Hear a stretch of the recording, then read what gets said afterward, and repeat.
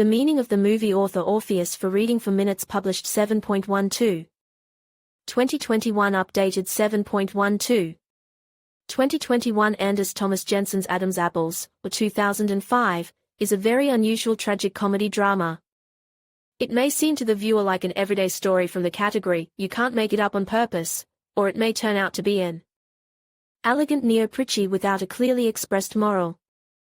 The Danish cinematographer, who has a predilection for black humor and elements of banter, has filled his work with a deep philosophical meaning. There are many references to the Old Testament story of Job, to the Gospel story about the temptation of Jesus Christ by the devil, to the foundations of the theories of religious and atheistic existentialism. The resulting story is both simple and sophisticated. This happens when a true master of the genre takes on the job. A kind of movie joke with a multi-layered subtext, about the eternal confrontation of good and evil, about mercy and humanity, about the metamorphosis of human relationships, and also about the meaning of life and destiny, about the fact that only a person decides what reality to live in, what to fight for, and what to get in the end. Dramaturgically, the movie is resolved in the confrontation between two main characters, a convicted neo-Nazi sent to a small Danish settlement for community service and a local priest acting as the village dean.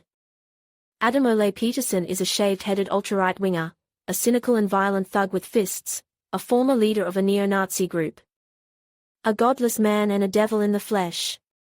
Ewan Felsted is an extremely righteous pastor of a rural parish, a blissful yet eccentric priest known for his unorthodox attitude to religious canons. Adam is sent to Ewan's parish for 3 months to serve a probationary period here after his parole.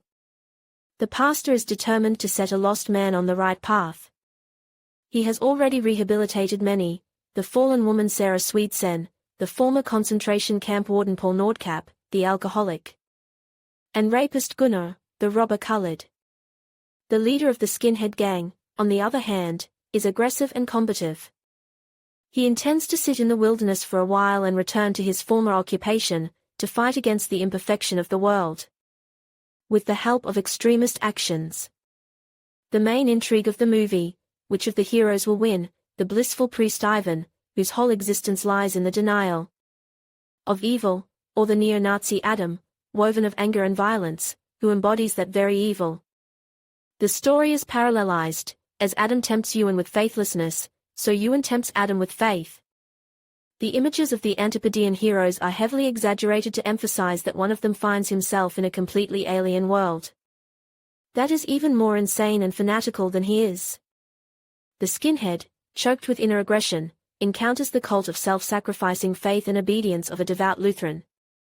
The main point of the movie is that the time that Evain and Adam are forced to spend together changes both of them in unexpected ways.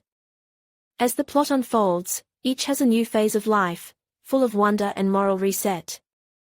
In the plot of the film, Adam is tasked with caring for a fruit tree in the church orchard, to nurture it, to get the fruit by fall, to bake an apple pie for the congregation. But the simple task turns into a series of problems. Caterpillars eat the tree, pesky birds peck the crop, or radicals intervene. At first, Adam promises to fulfill the assignment as a joke, so that the pastor would get away from him with his moralizing. But gradually it turns out that everything is much more complicated. The scene of the store robbery is remarkable, when everyone takes what he needs. Gunnar, food and booze, colored, money, Adam, hey.